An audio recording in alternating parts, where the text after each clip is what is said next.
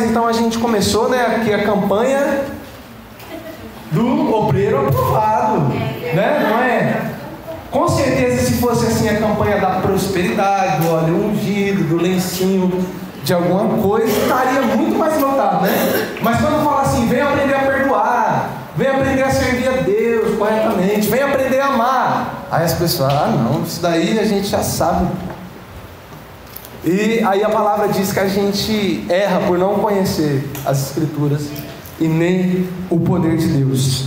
Então, eu quero continuar falando sobre esse tema. E só para a gente recapitular, se alguém não estava, ou se você estava, como já fazem 2 semanas, a primeira mensagem que nós conversamos aqui 2 semanas atrás, ela chamava, né? Você foi chamado? Era uma pergunta. E essa pergunta dava em mais 2. E aí a segunda pergunta era: por que você foi chamado?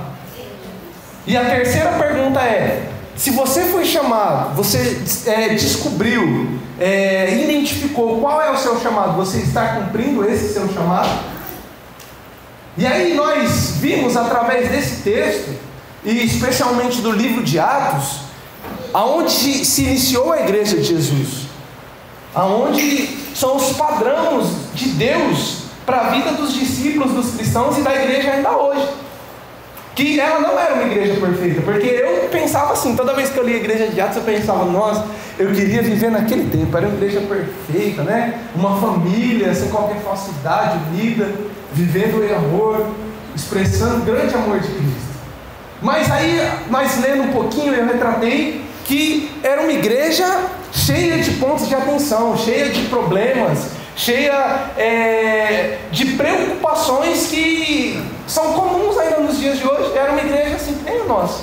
E aí 3 coisas que chamam a atenção nos 6 primeiros capítulos, né? A gente leu aqui os 6, mas que desde o começo da igreja de Deus ela tinha que lidar, e que ainda hoje ela tem que lidar, é que nessa igreja havia perseguição. Uma igreja de 2000 anos atrás, a primeira igreja, havia perseguição, e ainda hoje existe. Na igreja, há 2000 anos atrás existia mentira, e aí na igreja ainda hoje existe mentira.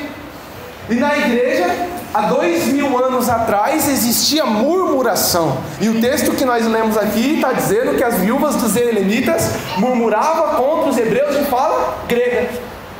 E nas igrejas de hoje continua havendo murmuração por diversas questões. Mas nós vemos que a obra de Deus é impossível de ser realizada carnalmente, humanamente. Por isso Deus capacita pessoas, Ele levanta, assim como tem levantado essa igreja, eu e você, juntos somos essa igreja, para realizar a sua obra, porque humanamente é impossível. Se Ele não deixasse a sua palavra, se Ele não deixasse o seu Espírito, nós estávamos mais do que perdedores, mas porque Ele deixou, nós somos mais do que vencedores. E aí, Ele vai começar então a mostrar para nós, através desse texto, com quem um obreiro lidar, porque nós temos falado nesses dias sobre obreiro, e o texto que nós lemos diz que a igreja de Deus avançava. Naquele tempo, avançando, chegavam pessoas, dentro desse cenário de haver mentira, dentro desse cenário de haver perseguição, dentro desse cenário de haver murmuração, a igreja ia crescendo, e João e Pedro, que eram apóstolos de Jesus, quantos lembram de João e Pedro? Amém? E de Tiago no barquinho, né? Pelo menos a musiquinha você lembra. Pedro, Tiago e João no barquinho. Pedro e João, então, Tiago não, porque o Tiago está aqui. Eles estavam ali dando continuidade no crescimento, no desenvolvimento, na expansão da igreja de Atos. E aí o que era necessário? Mais obreiros para a obra, mais servos, mais cooperadores de Deus, porque a obra precisa ser realizada, não pode parar, e Deus sempre vai levantar. Só que diferentemente do que a gente vê nos dias de hoje, qual que era o padrão da igreja? Chegava alguém assim, aí falava: ô fulano, o banheiro está sujo, vamos ali ajudar a gente. Ô fulano, ó, aqui é a casa de Deus, está precisando de alguém no louvor, você sabe tocar? Vai ali, toca pra gente, quebra um galho. Não era assim que a gente podia dizer. Esse padrão não é bíblico. Esse padrão vem de alguns anos para cá, no qual a gente tem ensinado as pessoas, né, a realizarem algumas práticas, algumas repetições, mas sem o seu coração transformado. Na igreja de Atos, o que importava era o coração transformado. E aí a gente lê aqui nesse texto que era necessário para servir as mesas. Texto que a gente leu. Amém? Quem é que lembra? E algumas versões diz que servir as mesas é um importante negócio, um importante serviço. Hoje em dia parece que o importante serviço é pregar é louvar e é tocar, né? Mas não, toda a obra de Deus ela é importante. Aquilo que Deus nos chama para fazer é importante. A gente tem que dar a vida por aquilo. O ministério que Jesus confia nas nossas mãos tem que ser executado com zelo, com cuidado, com qualidade, com empenho. Se necessário dar a nossa vida, a gente dá. Porque Ele deu a sua vida, Ele cumpriu o seu ministério fielmente. E aí a gente também responde as características que esses obreiros tinham que ter. E que aí a gente lê aqui no verso de número 3. Escolha entre vocês 7 homens, 7 varões. A obra de Deus é para homens, é para mulheres, não é para meninos, para crianças. O apóstolo Paulo diz isso, que é o tema da nossa última mensagem depois. Alguém que tinha essas características. E muito para nos ensinar. Escolha entre vocês 7 homens de boa reputação ou de bom testemunho. E aí, sabendo disso, só para a gente recapitular mais 2 coisinhas da outra mensagem, o obreiro, antes de ter essas qualidades, ele precisa saber com quem ele lidar. E ele lidar com Deus, a primeira coisa. A obra de Deus não é para o pastor. Eu estou fazendo para o pastor, porque a igreja está precisando.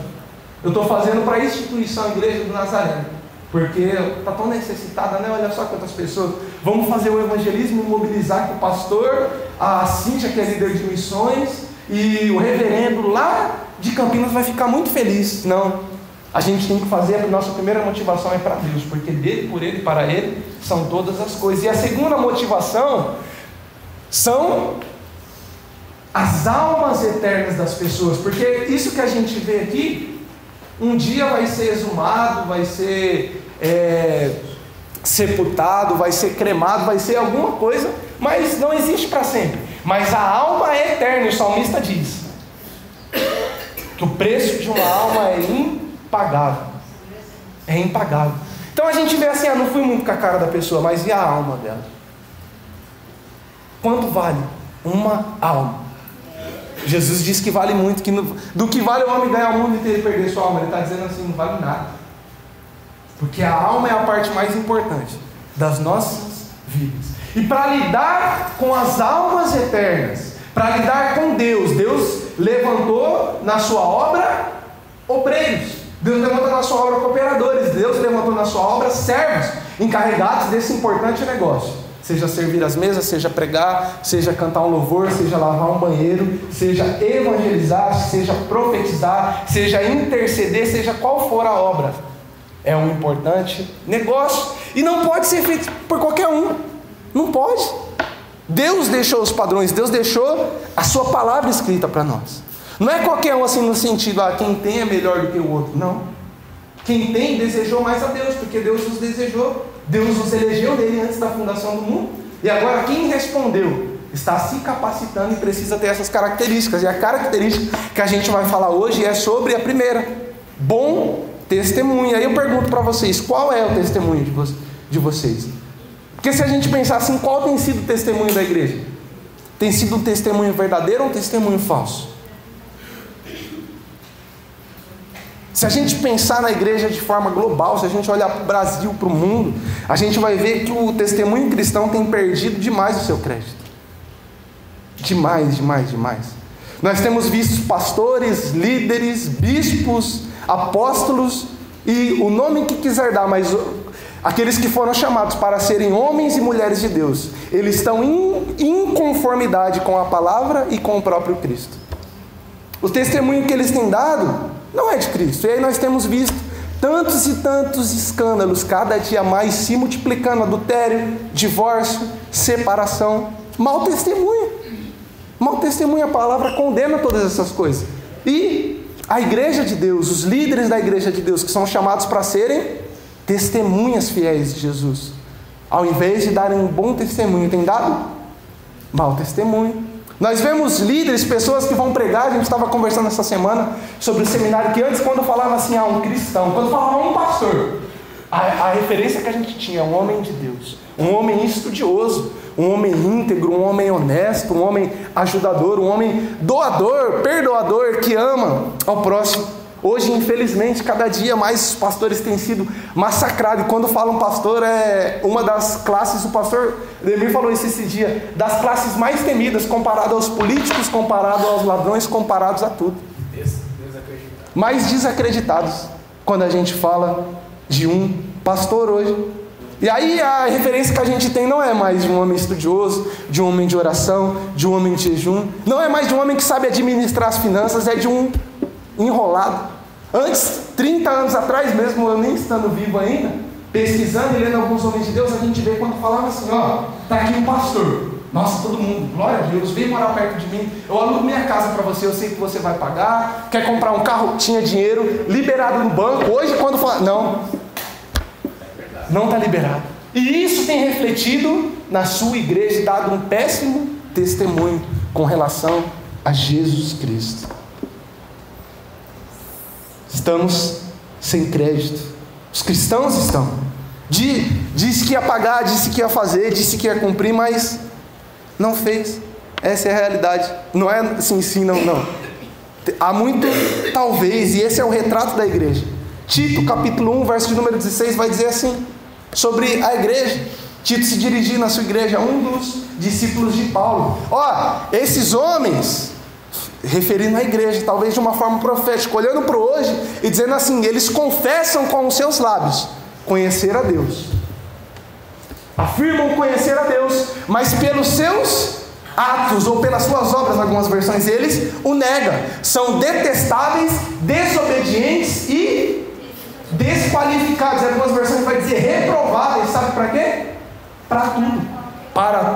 Para qualquer boa obra. Para tudo. Tudo que a gente fizer, Deus pode usar você para o outro, mas você está detestável, desobediente e desqualificado. Porque Deus usa mula, Deus usa pedra, Deus usa quem Ele quiser, mas só que diante de Deus nos tornamos, quando o nosso testemunho não é o de Jesus, desobedientes, desqualificados, reprovados. O contrário do que a gente tem vindo aqui esse dia para pensar, não é? 2 Timóteo, capítulo 3, verso 15, procura apresentar-se a Deus aprovado, né? E aí a geração que a gente está vendo confessa, diz conhecer a Deus, mas tem se apresentado reprovado, desqualificado e desobediente a Deus. E isso é triste. Esse é o retrato da nossa igreja, das pessoas que estão ao nosso redor. E isso sutilmente vai entrando no nosso coração, porque a gente vai pensando assim, fulano é assim, fulano é assim, fulano é assim. Então, ao invés de olharmos para a cruz, para Jesus, o autor e o nosso consumador da fé, aquilo que Paulo advertiu em Romanos também, nós vamos nos amoldando e tornando a forma do mundo, ao invés de testemunharmos de Deus. E aí, queridos, para integrar o ministério na igreja de Atos, era necessário bom testemunho, era necessário boa reputação. Se você se lembrar do final do evangelho de Lucas, capítulo de número 24, no começo de Atos, ele vai dizer assim, que ficai em Jerusalém, até que do alto sejam revestidos de poder, e ser-lhe-eis minhas testemunhas. E aí o capítulo de número 1 de Atos, o verso de número 8, Lucas vai reforçar isso, dizendo, e recebereis poder ao descer sobre vocês o Espírito Santo, e sereis minhas testemunhas. E a gente tem, sabe de onde vem isso? A falta do testemunho é a falta do poder de Deus. O testemunho, o mau testemunho, é a falta do Espírito Santo de Deus. E por isso que as próximas mensagens vão falar de Espírito Santo de Deus, vão falar de sabedoria, e depois vão falar da vida de Paulo. Então não perca as próximas semanas, porque uma coisa vai se encaixar com a outra. Hoje a questão é testemunho. E qual era, queridos, o testemunho então aqui, em dois fatores para a gente ver e para a gente caminhar para o final para orar, que eu quero pensar com vocês no testemunho de duas formas. No nosso testemunho, que o título da mensagem é: qual o meu testemunho, verdadeiro ou falso? O que nós temos testemunhados? Quem nós temos testemunhado? O que nós temos testemunhados? E aí, a primeira coisa que a gente precisa observar é a palavra de Deus, o aspecto teológico aqui, disso que a gente está vendo, porque é ele que importa, não aquilo que o mundo está dizendo. E aí, o testemunho do ponto de vista bíblico e teológico, quando Jesus fala assim, ser-lhe-eis minhas testemunhas, aqui, quando está falando assim, boa reputação, o verbo grego utilizado para essa palavra, sabe qual que é? Que a gente falou aqui no domingo também? Martes. mártires, testemunho. Bom testemunho, não, testemunho na verdade, né? O bom ou o mal é uma conotação do verbo. Mas o verbo testemunho vem do grego martes, que trazido do literário para a nossa língua, para o latim, para o português, vai significar mártir, que na nossa linguagem significa mártir. Completamente diferente do testemunho que nós temos visto hoje, né? O testemunho, muitas vezes, dos cristãos é assim: um amor que nada crê, que nada espera e que nada suporta por Jesus. Enquanto o testemunho daqueles que Jesus encheu, daqueles que Jesus disse que haveria uma promessa, que nós seríamos a sua testemunha, é um testemunho mártir. Ele diz então: vocês serão minhas testemunhas, ou seja, vocês serão os meus mártires. Sabe o que Jesus estava querendo dizer? Vocês morrerão defendendo a fé que eu coloquei no coração de vocês. Quando Jesus fala assim: vocês vão ser minha testemunha, eu vou encher o coração de vocês, nada vai me separar do seu amor, assim como o Tiago abriu o culto dizendo hoje: nada nos separará do seu amor. E vocês vão ser minha testemunha, onde vocês forem, em Jerusalém, na Judéia, Samaria, até os confins da terra. Nada vai separar a gente do seu amor. Vocês serão fiéis até a morte, porque os que perseverarem até o fim, esses eram as testemunhas verdadeiras de Jesus. Aqueles que perseverarem até o fim, esses eram os mártires. Esses eram aqueles que vão estar com Cristo para sempre. Então, Filipenses capítulo 1, verso 21 vai retratar isso muito bem. Paulo, sendo testemunha viva de Jesus, ele vai dizer assim: para mim o viver é Cristo, o morrer é lucro, porque ele era uma testemunha fiel e verdadeira de Jesus. Atos 2, Atos 5, Atos 10, os discípulos vão anunciar e vão reforçar a importância do nosso testemunho. Eles vão dizer assim: o testemunho deles é: Deus ressuscitou Jesus dentre os mortos e nós somos suas testemunhas. Jesus viveu, Jesus foi perseguido, foi crucificado, mas ele ressuscitou aos terceiros dias. Hoje ele subiu aos céus e ele vive dentro de cada um. Glória a Deus. E esse era o testemunho deles.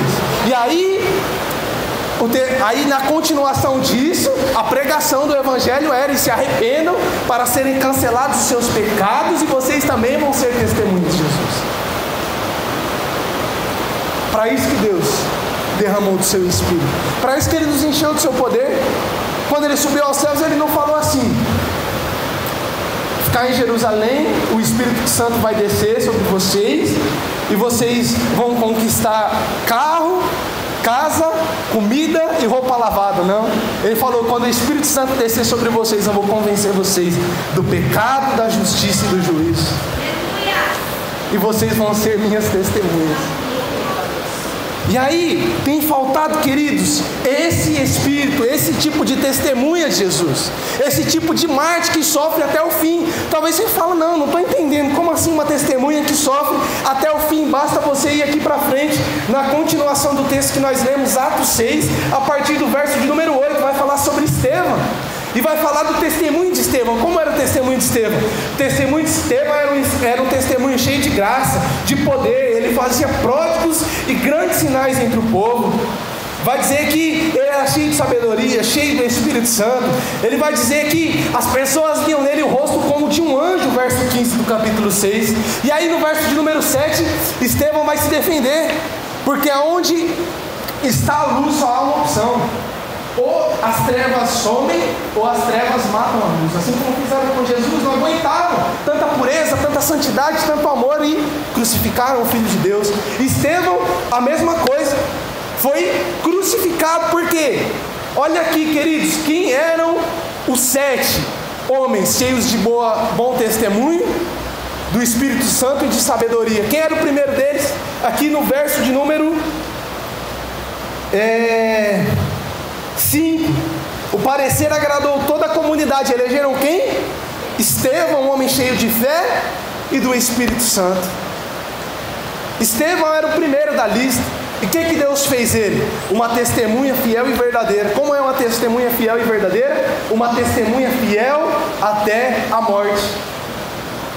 E como é ser fiel até a morte? Até nos últimos segundos de Estevão saía amor, saía Cristo, porque ele era testemunha de Cristo. Ele diz: Deus, perdoa os pecados deles, que Estevão, isso morrendo apedrejado, viu? Não foi por uma perseguição que ele mesmo se meteu, não foi por ser um caloteiro, não foi por mentir, não foi por murmurar, não, por ser uma testemunha fiel e verdadeira de Jesus. Ele pede: Pai, perdoa os pecados deles, perdoa. E ele aprendeu, queridos. Verso Atos também, se você estiver anotando, assim, essa referência é importante, porque tem a ver com tudo que a gente está falando. Atos 26, verso 16. Paulo, ele está contando o seu testemunho ao rei Agripa. E ele conta, adivinha o quê? Testemunho da morte, da ressurreição de Jesus. Ele diz que o próprio Jesus apareceu para ele na estrada de Damasco. E aí no verso de número 16, olha só o que Paulo diz para o rei Agripa: sabe para que Jesus apareceu na minha vida, rei Agripa? Sabe por que esse meu testemunho é verdadeiro? Jesus apareceu na minha vida para me fazer um ministro e testemunha dele. Lembra de 2 Coríntios 5, verso 17, que se alguém está em Cristo, nova criatura é, as velhas coisas já se foram e tudo se fez novo, e que tudo isso provém de Deus, que nos reconciliou consigo através de Cristo e nos deu o ministério. E por isso eu falei na outra mensagem que não existe um cristão salvo, um filho de Deus sem ministério, porque quando alguém está em Cristo, nova criatura é, ele recebe das mãos de Deus o quê? O ministério da reconciliação. E aí, depois de receber o ministério da reconciliação, Paulo diz aqui em Atos 26, 16 ao rei Agripa que além de ministro, além de receber o ministério da reconciliação, ele também recebeu o poder para ser testemunha. Então Deus encheu a vida de Paulo, e se Deus tem enchido a vida da igreja, Ele vai nos fazer ministros e testemunhas suas.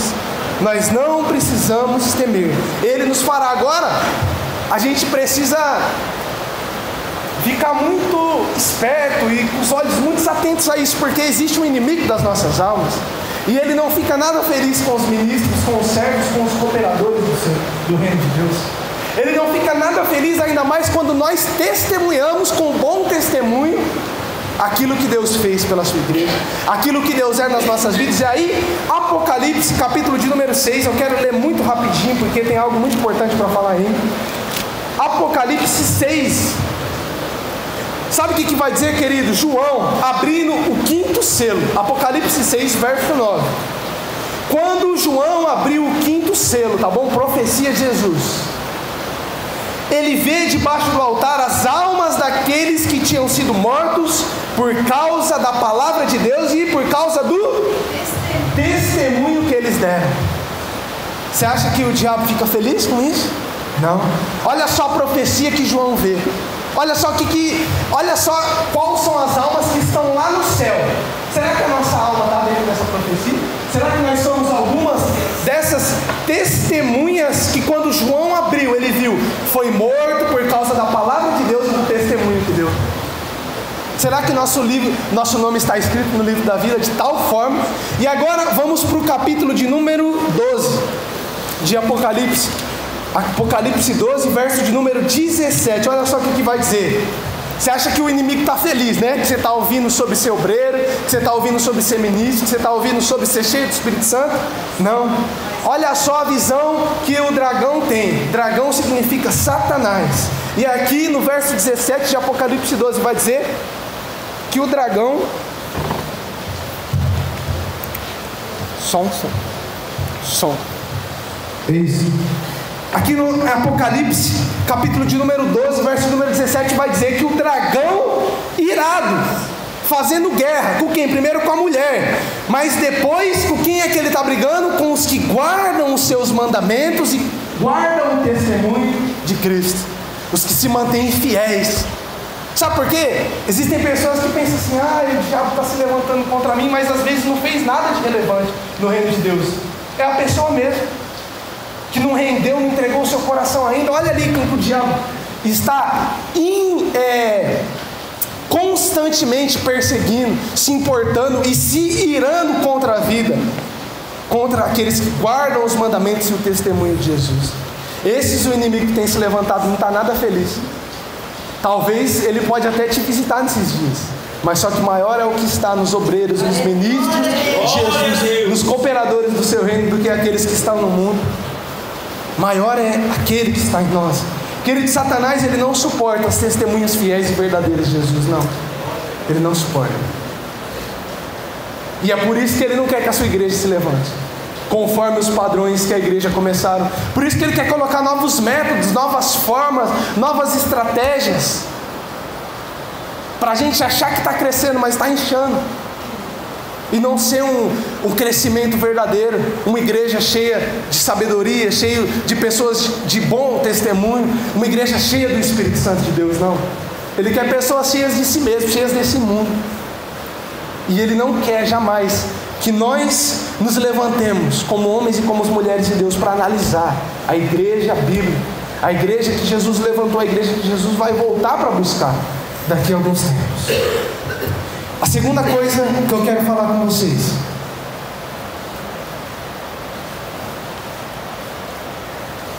depois desse ponto de vista bíblico, depois desse ponto de vista teológico, é o ponto de vista prático, a convivência diária no meio secular e no meio da igreja, com questão ao testemunho. Como eu falei naquela outra semana, testemunho, se a gente for recorrer aos dicionários, ele vai dizer que significa confirmar, afirmar, declarar ou confessar algo. Ou seja, quando eu dou um testemunho de algo, eu estou afirmando, eu estou confirmando, eu estou declarando, eu estou confessando algo. E o que os discípulos estavam aqui fazendo? Eles estavam confirmando, declarando e confessando a quem? Jesus Cristo. A sua transformação, aquilo que Deus é e aquilo que Deus faz e fez na vida deles. E da mesma forma é nas nossas vidas. Quando nós damos um bom testemunho, nós estamos afirmando, confessando, declarando aquilo que Deus é em nós, aquilo que Ele fez nas nossas vidas e aquilo que Ele é e aquilo que Ele pode fazer na vida das pessoas. Exatamente dessa forma a igreja se desenvolvia, a igreja crescia. Exatamente esses eram os cooperadores e os servos do reino. E aí, queridos, o contrário também é verdadeiro. Qual que é o inverso de um bom testemunho? É negar. Quando eu nego, quando eu não confesso, quando eu não declaro, quando eu não afirmo aquilo que Deus fez na minha vida e aquilo que Deus é, eu estou dando um mau testemunho de quem Ele é, daquilo que Ele fez. E aí tem aquele exemplo engraçado, né? Que eu sempre gosto de trazer ele vezes ou outra, dos tipos de cristão que dão um mau testemunho. Eu trouxe até aqui, depois eu vou dar para alguém, ó. 12 tipos de cristãos nocivos à igreja. Eu já falei, eu vou falar bem rapidinho, para entrar em algumas coisas mais importantes, mas alguns tipos de cristãos, de discípulos, de servos de Jesus, aqueles Peter Pan que nunca crescem. Às vezes o nosso testemunho é esse. Estou andando, mas eu nunca cresço. Que mau testemunho. Cristão florzinha, qualquer probleminha, murcha. Cristão açúcar, cai uma chuva, ele derrete. CBN, a cada minuto uma notícia nova da vida alheia. Tem o cristão Silvio Santos que dá um mau testemunho, ele só aparece no domingo. Cristão Gabriela, eu nasci assim, eu vou morrer assim. Ele nunca muda. Tem os cristãos Raimundos, um pé na igreja, outro no mundo. O Homem-Aranha, qualquer probleminha, ele está subindo pelas paredes. O cristão bully, aquele de pouca fé. Cristão 007, ninguém sabe que ele é cristão. Às vezes nosso testemunho é assim. Testemunho da igreja só no domingo. E cristão Kodak, ele vive atrás de uma nova revelação. Tem também o cristão peixinho. Às vezes o testemunho que damos é esse: orar nada, jejuar nada, se consagrar nada, ajudar o próximo nada. Esses são alguns dos tipos, queridos. E quando o nosso testemunho é esse, sabe o que acontece? Nós negamos Cristo, nós negamos Deus. E se nós o negarmos diante dos homens, Mateus 10:33 diz que Ele nos negará diante do Pai. E mais alguns exemplos práticos para a gente trazer aqui para o nosso dia a dia é não termos compromisso. Não termos compromisso com as coisas de Deus. Nós demos um péssimo testemunho para os nossos irmãos, para a igreja, para Deus, para as almas eternas, quando nós não temos compromisso. Imagina só, uma área bem visada, né, da igreja, o louvor. Aí, ensaio do louvor. Mas eu falo, não estou com muita vontade de ir. Aí você pensa assim, vou contar uma mentirinha, vou falar que eu estou doente. Ou então não, eu vou para o ensaio do louvor, mas aí eu sou o primeiro a chegar, eu vou daquele jeito. E aí quando eu chego eu falo assim, nossa, cadê esses músicos? Por que eles são sempre o último a chegar? O ensaio não era 4h30? Ai, que horas que eu fui me meter nessa igreja? Olha só que hora que foi chegar, eu vou contar tudo para o pastor. Quando nós, queridos, não damos um bom testemunho, um obreiro, um servo, um cooperador do reino de Deus, não tem como ele ser neutro, automaticamente ele dá um mau testemunho, ele está negando Jesus. Quando nós não honramos pai e mãe, né, jovens? Estamos dando um péssimo testemunho de Jesus. Nós falamos que vamos fazer isso, aquilo, mas nós queremos dar um rolê. Nós dizemos que tá tudo bem, minha vida tá uma bênção, pai, mãe, eu estou orando, eu estou jejuando, eu estou me dedicando, eu estou lá para ajudar o meu líder, mas na verdade a gente está ali para passar tempo, a gente não sabe nem o que está acontecendo nas programações. Nós não tem como ser imparcial. Ou nós afirmamos, confirmamos e declaramos Jesus através dos nossos atos, da obra que Ele confiou nas nossas mãos, ou nós negamos. Tem os revolts boy e as revolts gear dentro da igreja, que passa por cima, entendeu? E ainda fala assim com a pessoa: você não está me vendo não? Não está me enxergando? Por que não falou comigo? Abre o seu olho, seu mal amado, sua mal amada. Tem pessoas, queridos, assim, que tratam o irmão com essa delicadeza, com essa sutileza, com esse amor. Tem pessoas que dão mau testemunho pelas suas amizades, porque a Bíblia diz assim: anda com o sábio, você vai ser mais sábio, mas o companheiro do tolo vai acabar mal. Para quem nós emprestamos os nossos ouvidos, nós damos testemunho de Jesus. As palavras que nós aceitamos para o nosso coração, palavras de bênção ou palavras de maldição? Palavras a favor da igreja, do reino de Deus, ou palavras contra? Dizendo que todos os pastores não prestam, que todos dão calote, que toda igreja é falsa? Ou são palavras de bênção? Não, eu vou ser a igreja verdadeira, eu vou ser uma igreja que presta, eu vou ser um ministro e um obreiro aprovado do Senhor. Por último aqui, dessa questão, eu quero falar. Está mexendo aí, está derrubando. Por último, pode descer daí de cima, por favor? Vamos dar um bom testemunho? Temer a Deus. Nós não tememos a Deus quando nós não damos um bom testemunho. Nós nos constrangemos, veja só, na presença das pessoas, né? Esse exemplo é muito legal, porque ele dá um ótimo exemplo de um mau testemunho. Imagina só alguém na padaria, e você pede assim, ó: me dê 8 pãezinhos branquinhos. Aí a pessoa coloca os pãezinhos mais escurinhos para você sem querer. Aí você fala: eu estou na minha igreja mesmo, eu sou emprestado. Você não entendeu que eu pedi 8 pãezinhos, os mais clarinhos? Você não está entendendo, não? Está sendo paga para quê, minha filha? Você está doente? Você não sabe, você é míope, não sabe diferir? Aí de repente o pastor chega assim atrás da pessoa. Meu Deus! Aí a pessoa: ai, paz do Senhor, pastor, tudo bem? Ah, então eu tenho que comprar uns pãozinhos, eu estou aqui conversando com essa irmã abençoada. Ela colocou aqui uns pãezinhos errados, mas não tem problema não, eu vou levar esses mesmo, né? Então nós tememos as pessoas muitas vezes, mas nós não tememos a Deus, aquele no qual nós haveremos de prestar conta. E nós damos um péssimo testemunho, querido. E o que eu quero dizer, para a gente caminhar para o final, é, querido, que o nosso testemunho, ele é uma janela no qual as pessoas vão ver a Cristo. Nosso testemunho é uma janela no qual as pessoas vão enxergar a Cristo, vão enxergar a Deus. E se essa janela estiver embaçada, se ela estiver suja, a imagem de Jesus vai ser distorcida.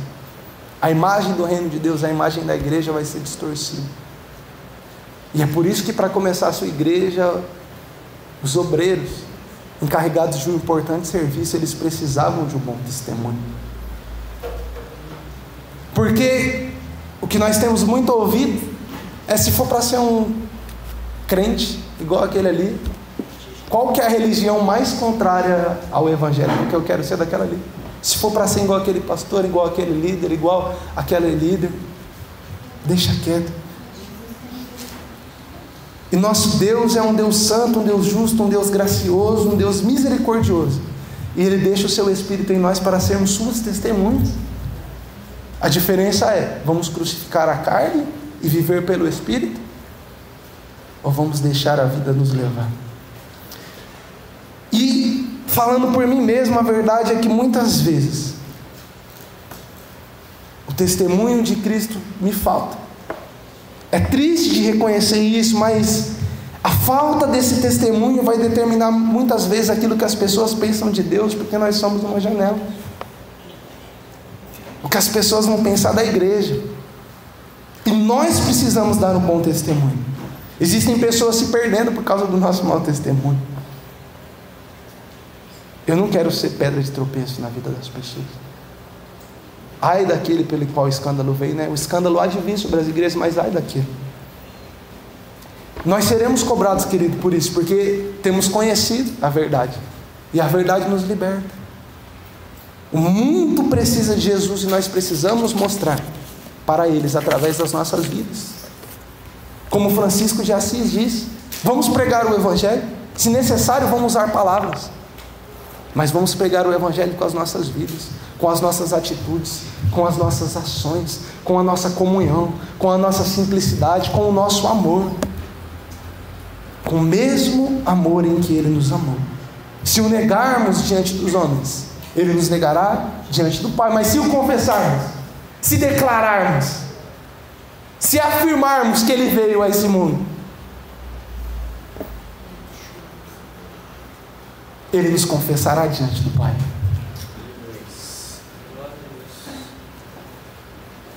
Se não temermos nem morte nem vida, se formos ministros verdadeiros, e precisamos tomar muito cuidado com isso. Nós, Igreja de Cristo, os ministros, temos que levar muito a sério o reino de Deus, porque é para Ele, porque são para as almas eternas. Se nós não tomarmos cuidado, nós corremos o risco de sermos os piores hipócritas, que nós condenamos o pecado quando cantamos, quando pregamos, quando oramos, mas temos toda a liberdade de praticá-lo em secreto, não é verdade? Mas Deus está vendo todas as coisas, e a nossa vida e a nossa pregação é que o mundo está aguardando a manifestação dos filhos de Deus. Cristo em nós. O mundo está esperando Cristo em nós, porque Cristo em nós é a esperança da glória. Cristo em nós. Abram suas Bíblias em 2 Timóteo. 2 Timóteo 1, não é o procura apresentar-se a Deus aprovado, não. É o último texto para nós orarmos. Lembra que Deus não nos deu o espírito de covardia, mas de amor, de poder e de moderação? Pois é, Ele nos deu esse espírito para sermos suas testemunhas. 2 Timóteo capítulo 1, a partir do verso 7. Porque Deus não nos deu... Tem alguém aí? Porque Deus não nos deu mais de poder, de amor e de equilíbrio, moderação. Portanto, não te envergonhes, não se envergonhe do testemunho do nosso Senhor, nem do seu encarcerado, que sou eu. Pelo contrário, participa comigo dos sofrimentos a favor do Evangelho, segundo o poder de Deus. Queridos, guarde esse texto em seu coração. Não se envergonhe do testemunho, nem do preso do Senhor, que era Paulo. Participa com a igreja dele dos sofrimentos a favor do Evangelho, porque o poder de Deus há de nos assegurar. Verso 9: porque Ele nos salvou, Ele nos chamou com uma santa vocação, não segundo as nossas obras, mas conforme a sua própria determinação e graça, que nos foi dada em Cristo Jesus antes dos tempos eternos, e agora é manifestada pelo aparecimento de nosso Salvador Cristo Jesus, no qual não só destruiu a morte, como trouxe luz à vida e à imortalidade mediante o Evangelho, para o qual Paulo dá o seu testemunho, foi designado pregador, apóstolo e mestre. Verso 12: por isso estou sofrendo essas coisas, todavia não me envergonho, porque eu sei em quem tenho crido, estou certo de que Ele é poderoso para guardar o meu depósito até aquele dia. Algumas versões diz: para guardar aquilo que lhe confiei até aquele dia. O que você tem confiado nas mãos do Senhor? Confie os seus caminhos nas mãos dele. Ele vai sondar, e se houver algum caminho mau, Ele vai mudar, Ele vai transformar, e nós seremos suas testemunhas. O Espírito Santo de Deus continua habitando em todo aquele que crê. É a promessa dele. Ele desceria e nós seríamos suas testemunhas. Talvez se o seu testemunho tenha negado por alguns momentos, assim como o meu, eu preciso me analisar e me arrepender. Peça a Ele nessa noite. Ele vai afirmar, Ele vai declarar, Ele vai te ajudar a confessar e a afirmar que só Jesus é o caminho, na verdade, que só Ele salva, e que a igreja de Deus vai continuar tendo obreiros aprovados, que não terão de se envergonhar, mas que pelo seu testemunho vão manejar bem a palavra de Deus. Amém?